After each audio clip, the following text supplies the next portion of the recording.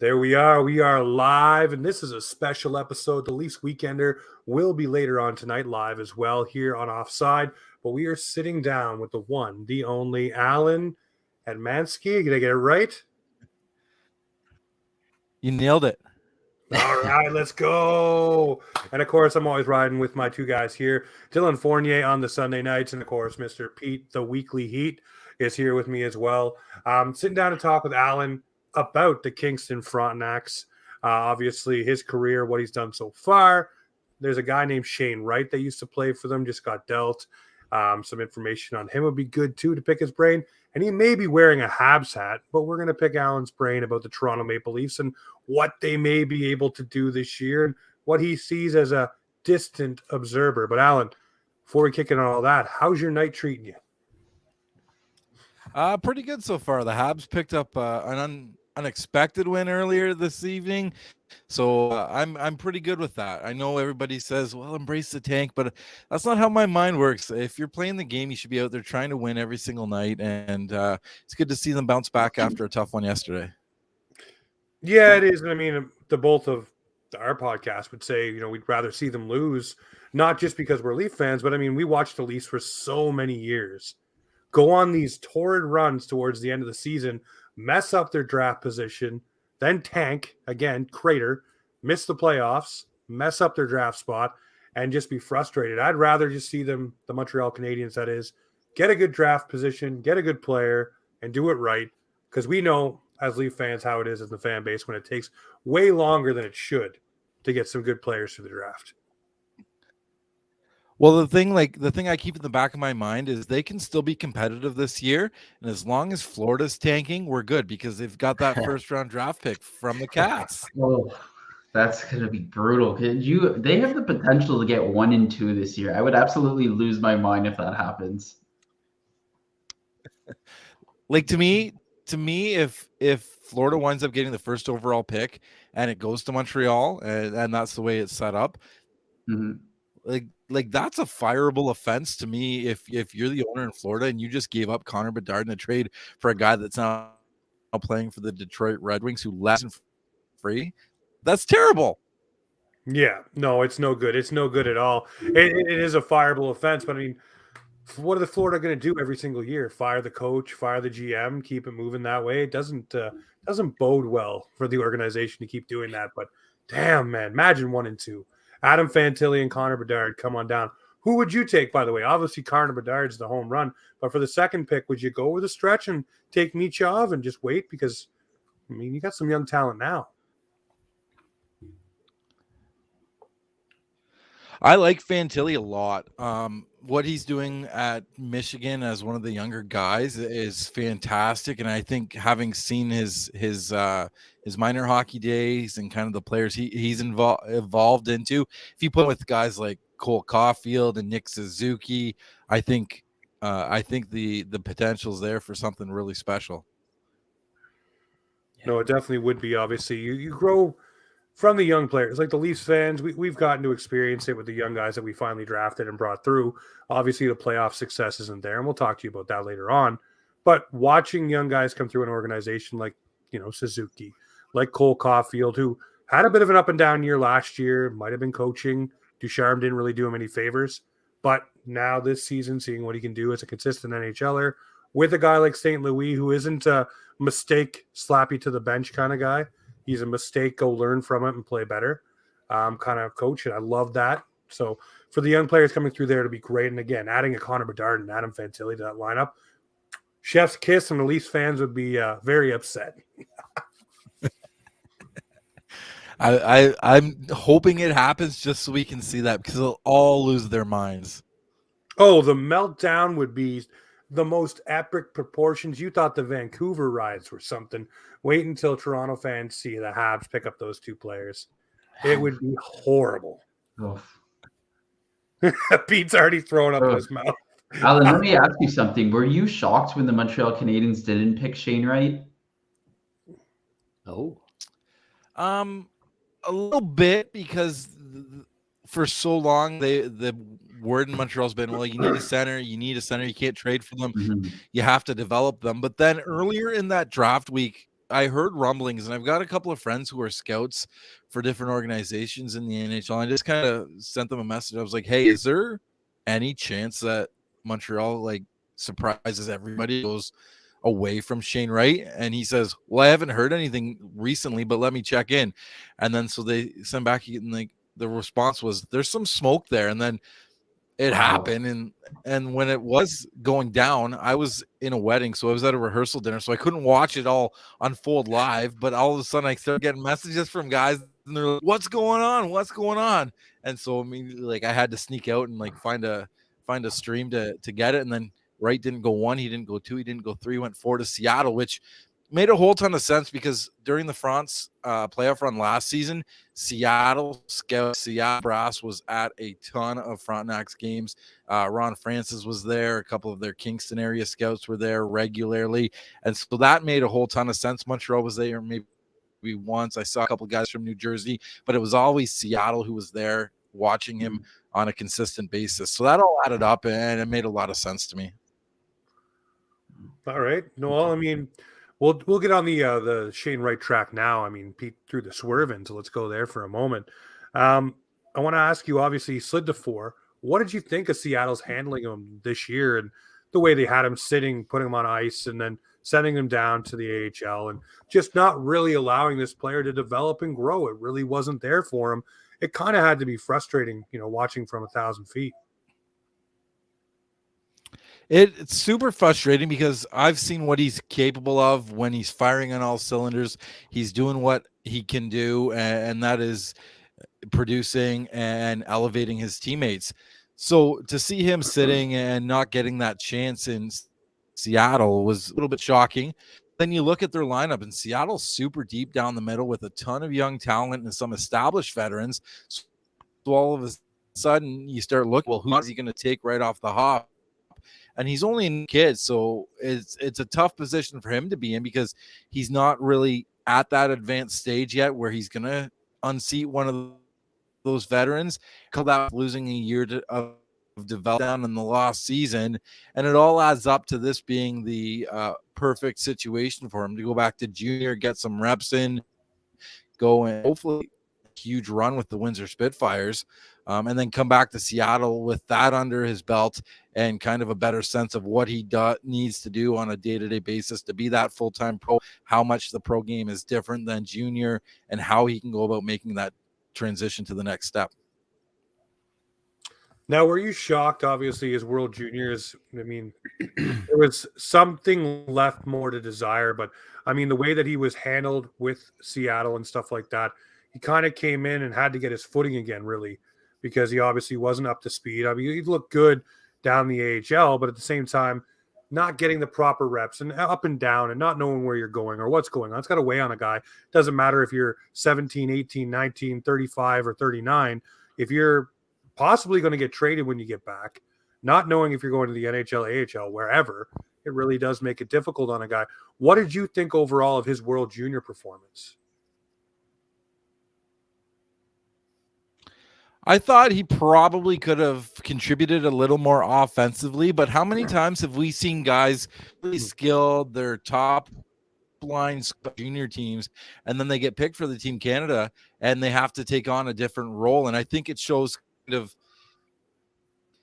his be able to take on a different role. And really, you mentioned it, well, how he's bounced around. He's gone from Seattle, Coachella, now from Kingston to Windsor.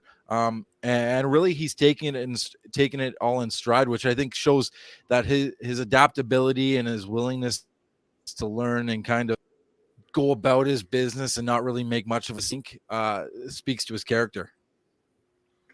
Definitely does. Now, for you, when that trade was going down and he was going to be coming back and then moved, how early did you hear the rumblings about Windsor? Everybody thought he was going to London. That was the big one there. Did you know anything beforehand, or did you happen to have maybe like a bettor's pick of 3 teams where these are the guys that are in line for Shane Wright? Well, initially Windsor was kind of there, and then they made a couple of big deals. And so all of a sudden I was thinking, okay, they're out. Like, there's no way they're going to be able to pull off something to get Shane Wright.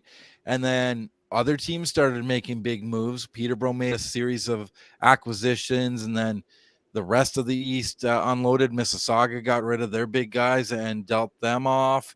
And then so now I'm looking around the league and I'm thinking, well, who else is left in this picture that can make something? And maybe, but they really want to put a whole lot to get a rental player. And then it all circled back to Windsor. And I didn't hear it until it was right at the deadline. And I can't remember. Somebody on Twitter put it out there and they said, I hear that Shane Wright to Windsor is being finalized right now. And it was his name escapes me, but he's from the Athletic. And I said, oh, because Jeff Merrick had been on Hockey Night in Canada the night before and said London's going to be the landing destination for Shane Wright, and they're working on it. And all of a sudden I was like, whoa, Windsor, we're back to Windsor. And so it was a bit of a surprise, but again, he's a rental player. Everybody's got questions about him. And then right up until the end of the World Juniors, they didn't know whether he was actually going to be back at junior or if he was going to stay in the NHL, kind of like Dylan Gunther did when he came back afterwards. So there were a lot of questions, and I can understand it took so long to get something done. And I think Kingston made the best of a tough situation to be able to maximize their return. Now, with you guys getting a couple of players and a handful of picks, how do you feel about the return for Shane Wright? So all the scouts say that Ethan Miedema is going to be a great player. He's the kind of the main piece that they included, a big forward here. He's a big guy, like huge. When I saw him at the first home game on Friday night, I was kind of blown away because I knew that he was big, but just kind of standing there next to him, like I'm a big guy, I'm 6'4", and I'm looking kind of a little bit up at him. So that was shocking to me. But then there's another piece that's kind of intriguing in Gavin McCarthy, who's right now he's playing in the USHL for the Muskegon Lumberjacks. But he's been through the American U17, U18 programs and is a great defenseman. His brother plays at Boston University right now. He's committed to Boston University, but whether or not he gets there is the question. And I know talking to the Frontenacs on Friday, they're going to have some conversations this summer and trying to go the play route. And they've had success in the past going in and kind of away from that. Off the top of my head, I can a few years ago, Chad Duchesne playing for the Kingston. There was we're losing you a little bit there, Allan. Away at NCAA school and defect. Oh, sorry.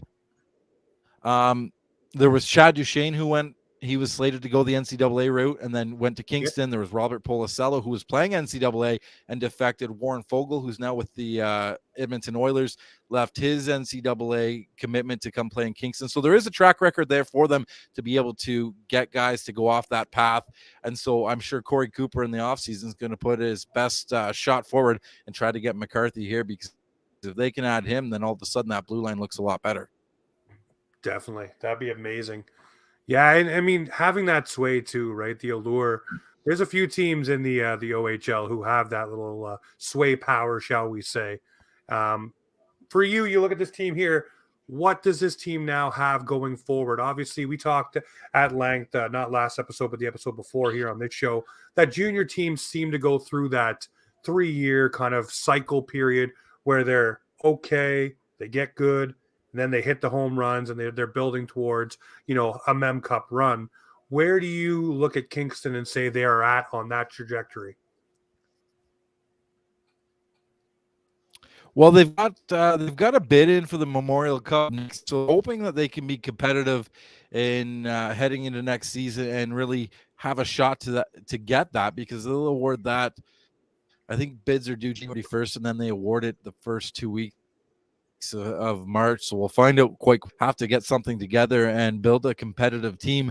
But the one thing they do have is they have a ton of currency to be able to better their team in the offseason in the form of draft picks. I think my number might be off on this, but I think they acquired 22 draft picks through all the moves that they made at the deadline, which is a ton of picks.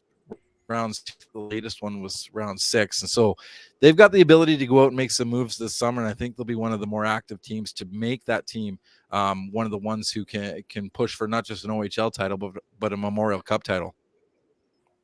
That's very nice. It reminds me of the year the Mooseheads started making swings with McKinnon and just how that team was built with Drouin and everyone on it. So I always get excited when teams reach that pinnacle of the cycle because you know that year when they're building towards it, especially if you're awarded the Mem Cup, oh boy, that team goes to brick walls to make that team stacked up. So I'm hoping you get that feeling.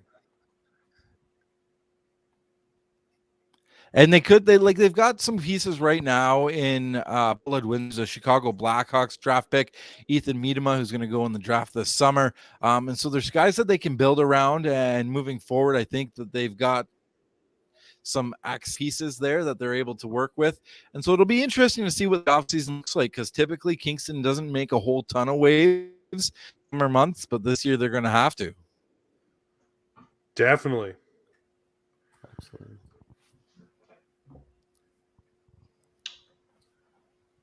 So, Allan, the other night they honored the Stewart brothers, one of them which is on Sportsnet Hockey Night in Canada. What was that like, and how special is that for the Fronts?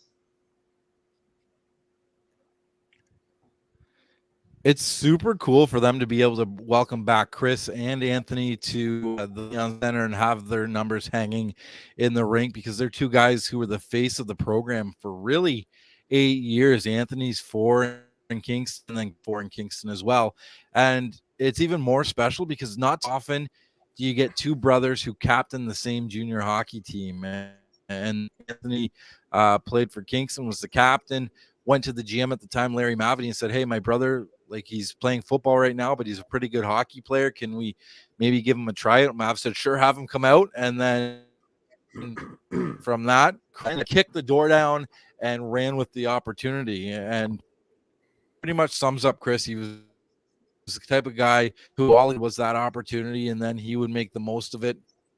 A little bulldog on skates who was highly skilled and not scared of anybody. And then there was Anthony, who was a man, and he could play the fist, but it wasn't really his game. He was more of that scoring forward that so many teams look for. And I can remember there'd be nights where he'd decide to walk out from the corner and he'd just throw his arm up and shield guys off of him and drive to the net, and nobody was going to knock him off the puck.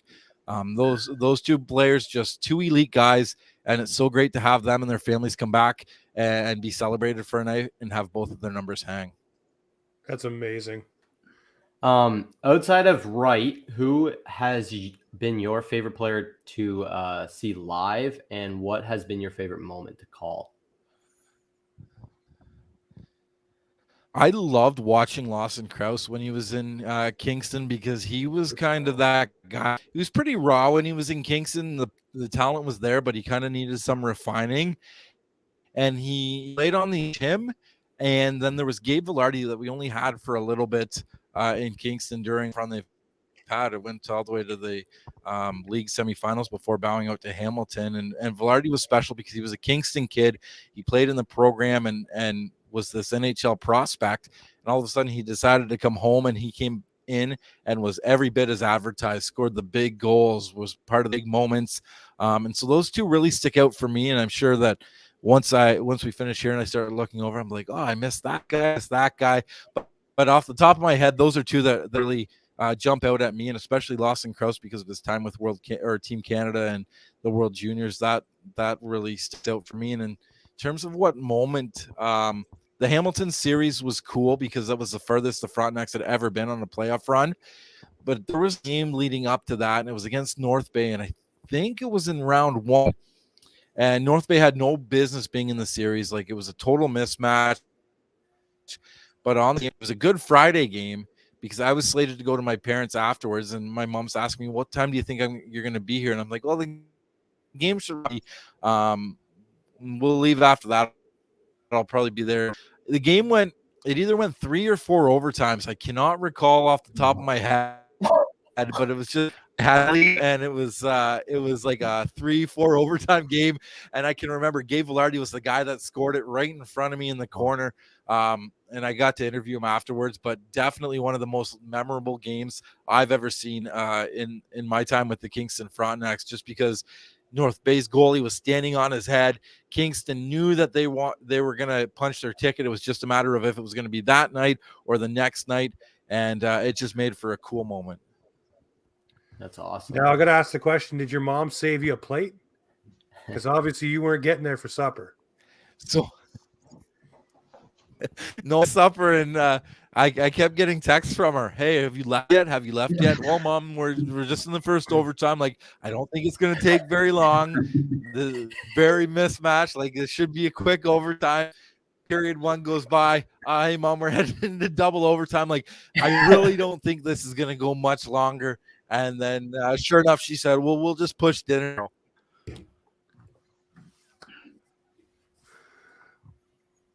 Oh, we might have lost Allan there. Oh, he's good. There we go. We got him back. You were freezing up for a minute there. So yeah, that I'm on. I live out in the country, so my internet is sometimes it's a little laggy, but it's holding up pretty well. No, it's all right. It's all good. No, It's all part of the experience. I like your favorite player, Lawson Crouse. I actually met in a bar in London here this past summer.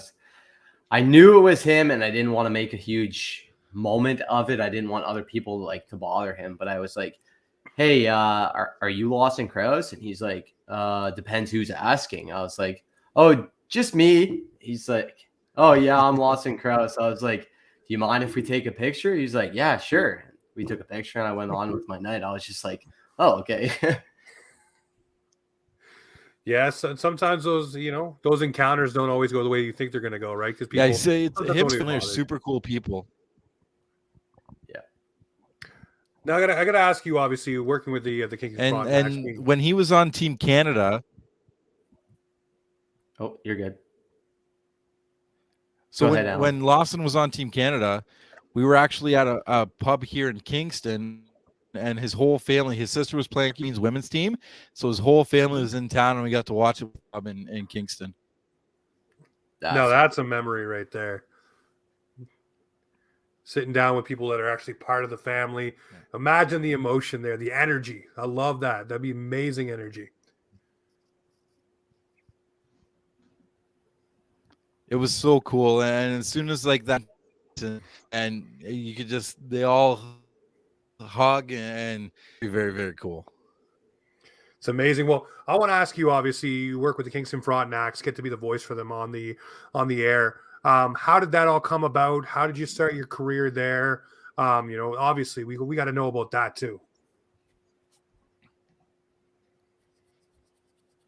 So I actually moved to Kingston back in 2000, I think it was, and we had a tier 2 team at the time, the Kingston Voyageurs, and I knew the coach and the GM actually, funny enough, was the France GM now, Corey Cooper. He was running things for the Voyageurs, and I did some scouting work for them. And then when I moved here, I did a little bit of equipment work for them and whatever they needed. Then all of a sudden their team broadcaster left for a position out west, and so they said, well, you've got a background in it. Do you want to kind of take over this role? And I said, sure, I'll see how it goes about. And so I started doing the games for the Kingston Voyageurs, and I knew the television producer that did the games for the Frontenacs, and just kind of we were back and forth. And then one day he said, well, our guy's stuck and make it in time. Can you step in and pinch hit? And I said, sure. I've never really done TV before, but I'll give it a go. And then after that, it kind of kept happening, and I'd get every other week I fill in kind of here and there. And then the next year, one of the regular guys was running for a spot in the elections or something. He couldn't be on the air, so he stepped aside, and they moved a guy into that role. But that meant that one of the other positions, the host role, was vacant. I wanted to take on that. I said, sure. So I stepped into that. And then from there, just kind of.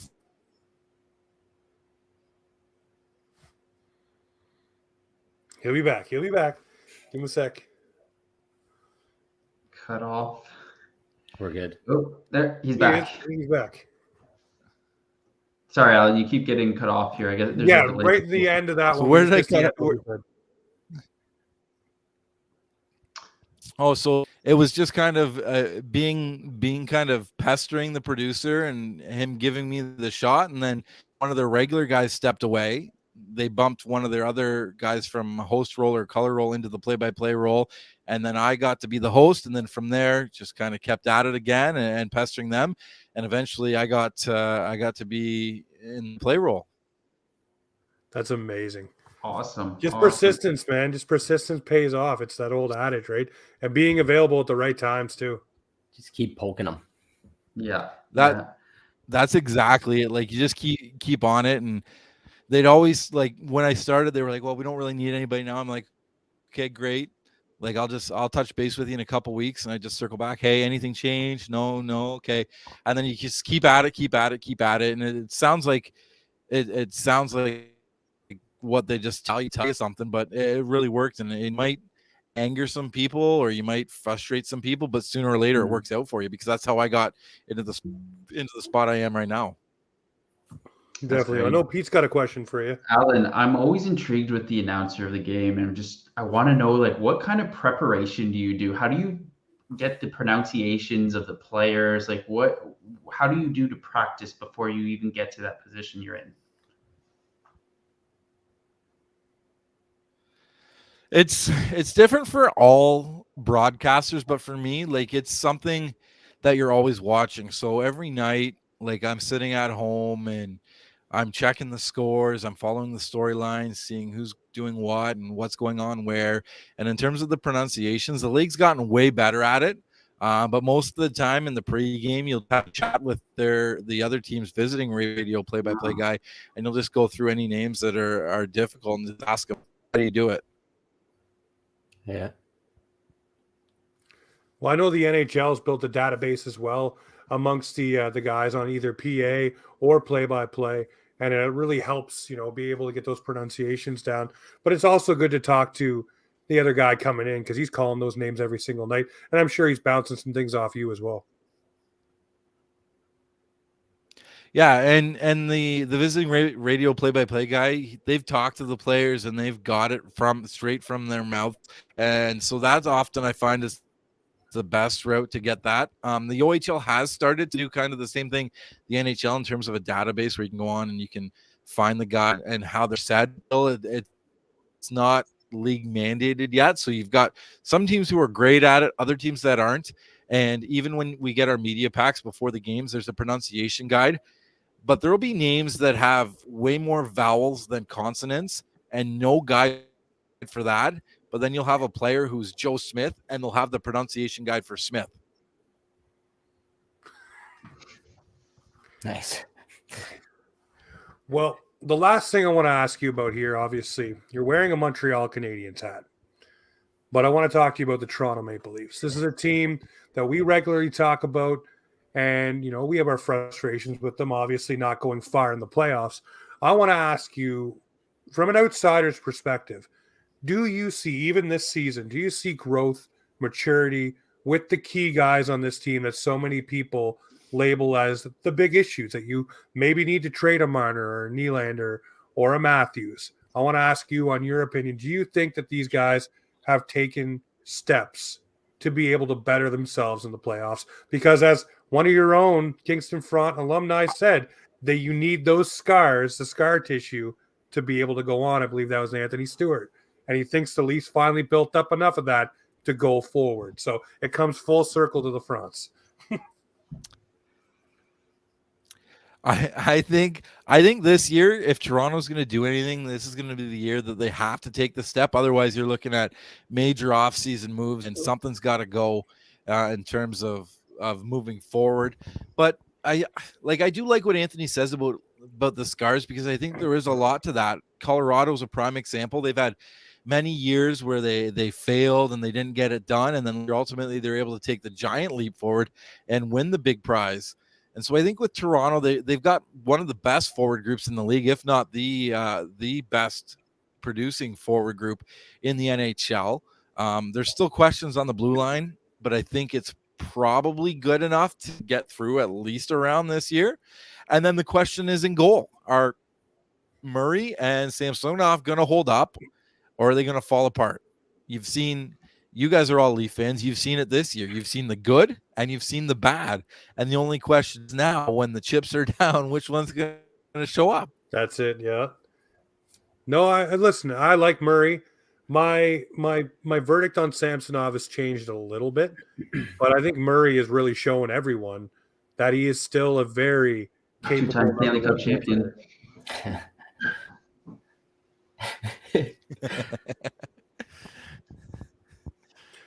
But yeah, no, I like getting Yeah, opinions like- from everyone, especially someone who covers, or is a Montreal Canadiens fan, because it's not supposed to be friendly between us. But if you can get an opinion from someone who's from those kind of fan bases, then it really helps out, because then you can even take your rose-colored glasses off for a moment and say, okay, well, maybe we didn't see it that way.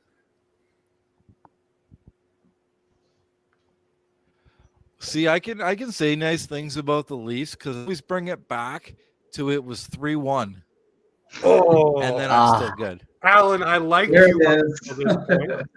Come on now, Allan.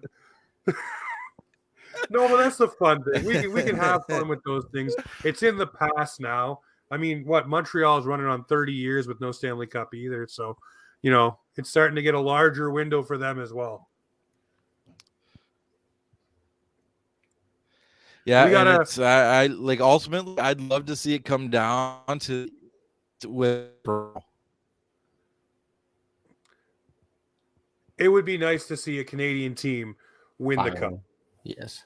Just a Canadian team finally win the cup, break the Bettman's curse, and allow the floodgates to open. At this point, I'm starting to say I don't care who it is. Just get the job done. Bring the cup back to where it belongs. But we all know where the cup resides on this show. It lives in Toronto, so that's where its address is. If you need to send it a postcard from Montreal, you send it to Toronto at the Hockey Hall of Fame, where all the greats go. Yeah. I had one more question actually about the Habs. Now there was a moment it was a couple nights ago. Me and my buddy, we actually used to do the PK and the Carey Price celebration after our games all the time when we were younger. That moment of you guys celebrating PK and having Price come out was actually very nostalgic for me. I just wanted to get your thoughts on that moment as a Habs fan. I loved it. Absolutely loved it. A lot of when they brought back Guan, his number of closing circle fully to bring back PK, and it's kind of this is us kind of making amends for it. And the 5 between him and Carey Price. I were gonna give PK like a 1-year deal and let him ride it out in Montreal, but it wasn't meant to be. But I still think it was cool for him to come back and them to honor him with a night. Absolutely. Yeah, no, it was amazing. I love the way it was. I love the ovation from the crowd when they saw Carey Price. Everything PK does, there's a little bit of a touch to it. And, Montreal will always be his home. I would have liked to see him ride it out one more time. But, Allan, I want to thank you very much for carving out the time for us. I know we've had to push this because of World Junior Gold games and then obviously the Leafs playing. But now we got you here. I appreciate it. I hope to get you back on again, maybe towards the end of the France season, just see where everything shakes out. Sounds good, guys. It was an honor to join you, and it was a real great pleasure to come on and chat a little hockey tonight. No worries. Even though you got us with the 3-1 jab, we still love you. Everyone, make sure you go follow Allan right here. Make sure you check out his work with the Kingston Frontenacs. But ladies and gentlemen, this is Offside Hockey Talk, where the Maple Leafs, the OHL, and hockey come to talk.